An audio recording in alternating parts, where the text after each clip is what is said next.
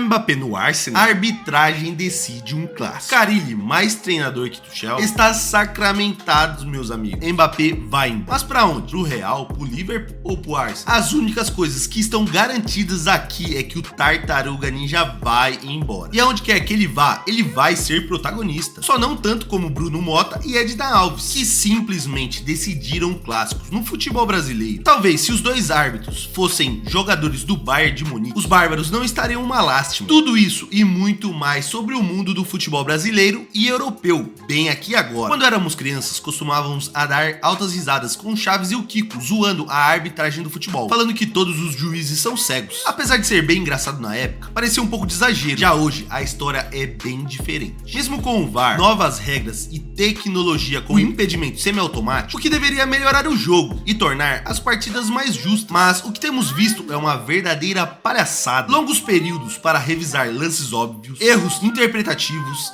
erros na comunicação, erros na execução das regras. As coisas só vão de mal a pior. E ontem tivemos dois clássicos gigantescos decididos pelo apito. Na Terra da Garoa, o Sansão, Santos e São Paulo. Para surpresa de todos, em pleno Morumbi, lotado, com menos posse de bola, menos chute ao gol, o Peixe conseguiu levar a melhor e saiu com a vitória por 1-0. E é claro que a torcida alvinegra aproveitou para zoar os rivais, principalmente Thiago Carpini, que deixou o Santos a ver navios, tendo que se contentar com o ídolo de outro alvinegro, Fábio Carille, que estava no Venvare, Nagasaki do Japão. O problema, como a gente bem sabe, é que a parada tava meio estranha. Todo mundo estava falando da multa contratual e de como o Santos fez para pagá-la. O Marcelo Teixeira, presidente do Alvinegro, inclusive deu uma boa cochilada e disse que nem sabia dela. Independente disso, o Peixe continuou com o Carille e já pintou uma boa notícia para o time paulista. O Venvare publicou uma nota anunciando a rescisão do seu ex-treinador. Só que nem tudo são flores, né? Os japoneses acionaram Carille na FIFA, querendo uma punição, hein? Simplesmente um absurdo ver que a vida do Santos parece melhor agora, rebaixado, do que antes na Série A. Por outro lado, as coisas estão meio esquisitas pro tricolor, que já encara sua segunda derrota seguida no Paulistão, após ser campeão e quebrar o tabu contra o Corinthians. Apesar da derrota, o protagonismo dessa partida fica mesmo com a arbitragem de Edna Alves Batista. Antes da partida, o próprio Santos já estava publicando uma nota sobre a decisão de botar